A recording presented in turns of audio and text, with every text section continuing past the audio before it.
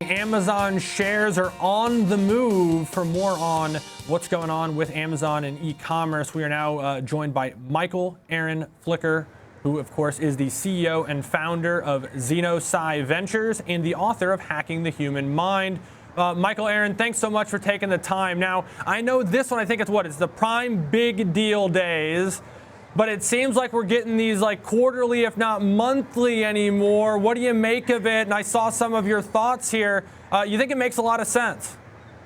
Well, listen, Amazon, obviously one of the largest retailers. 38% of all U.S. shoppers are buying on Amazon. And so when they have a big deal day, it doesn't just move the needle for them. It also moves the needle for all e-commerce retailers. So it's a big opportunity for Amazon. This past Amazon Prime Day in the summer, they did 4 days instead of 2. And they're coming back again this fall to get 2 more days to get some more deals in before the shopping holiday starts. Michael Aaron, I love your thoughts here too about if you're a Prime member, feeling like you got to make the use of that fee. It's very similar to the warehouse clubs like Costco, leaning on consumers to do as much shopping there as possible. Because my first thought, and I want you to kind of go through the thought around that, but my first thought was, hey, if we're doing these sales every 3 months, like I'm just going to wait for the sale.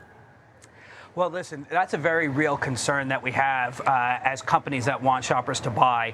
But one of the brilliant things that Amazon really got right early on was Amazon Prime. Amazon Prime is a membership-based program. Many people that we know are members of it. You pay $139 to start for the year, and that gives you free shipping. It gives you access to Amazon Video. But what they won't tell you is it takes advantage of a human insight, a psychological insight called the sunk cost fallacy, which means that once we're already in for some money, we tell ourselves that we should continue spending there. And we call it a fallacy because it may not even be the smartest thing to do. So even when things might cost more elsewhere, you choose to go with Amazon because you've already become a member of Prime. In fact, Prime Days are only available to those that are Prime members. And so you become a part of the member, you start to buy into being a buyer of Amazon, and that has a virtuous cycle for Amazon. People want to come back and keep buying. Interestingly, Amazon Prime members spend $110 a month compared to non-Prime members who only spend $38 a month. So people that are Amazon Prime members are coming back and shopping because they've already made a commitment to be involved in Amazon, and they've already made that first investment, so they keep coming back and shopping for more. Michael Aaron, as somebody who's paying attention, obviously, to these psychological impacts as well, I bet there's a reason, and it's the same reason, maybe a little bit different, but they tell you how much you're saving, whether it's Uber and the Uber One, whether it's Amazon Prime. They let you know, hey, you saved X amount on this shipment, and this is how much you've saved year to date. Is that some sort of a dopamine rush as well, making you feel good about spending your money?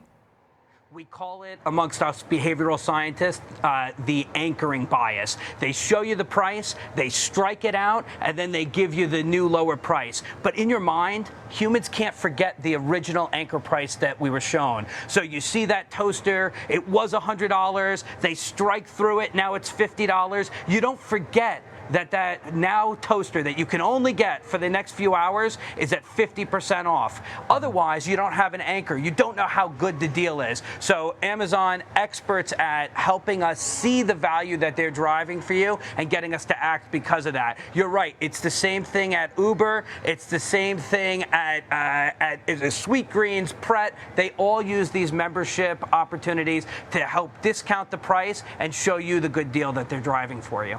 And Michael, are they incentivized then to show that anchor price, maybe not even one that was ever even there? I mean, I remember a story my father told me way back in the Nebraska Furniture Mart days, all excited to go in and buy this chair that was supposed to be 50% off, and it was more expensive 50% off than it was before the sale. Well, listen, we want to teach people to always act ethically. And so our job is to teach that these behavioral insights do move people. It does motivate action. And we always want to be ethical. But whether there's a reason that it's more expensive, obviously, if you're a small business selling on Amazon, there's fees, there's other expenses to be able to sell on Amazon. And so you could see a pair of shoes that are $240 on their e-commerce site be $280 on Amazon. The cost to deliver the service on Amazon, but in effect, yeah, you're spending more on Amazon than you would be directly buying from them.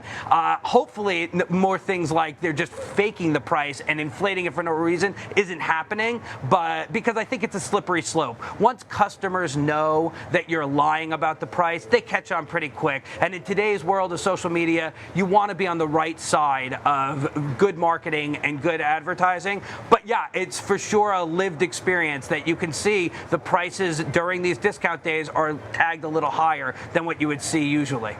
Couple other things. Obviously, we don't want to give away the book here, but I know you discussed several different brands within this, and I also wonder too, as a 9-time CEO and founder of companies, a serial entrepreneur, those who are starting businesses, some of these lessons that they can apply immediately, because competing with an Amazon is difficult.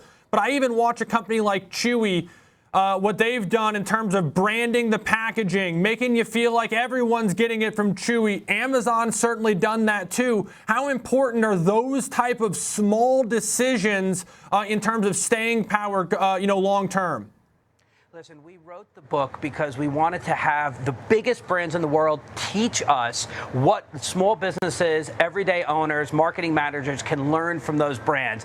The way we designed the book is that there's actual takeaways that you can use in your business every day. But you're right. What we do in behavioral science is we show what's really going on with human nature and how you can work with it rather than against it. And when you do that, you're more likely for your marketing to be more effective. You're more likely for your brand to be more successful. But then, of course, you got to have a great product. You got to have a great experience. It just gives you that little extra edge. And when you're an entrepreneur, every little bit counts. Every little bit, when the margins are so thin these days, and these big companies are seemingly going for everything in terms of expansion. Michael Aaron Flicker, appreciate it so much. Author of The Hacking the Human Mind, as well as CEO and founder of Xenosci Ventures.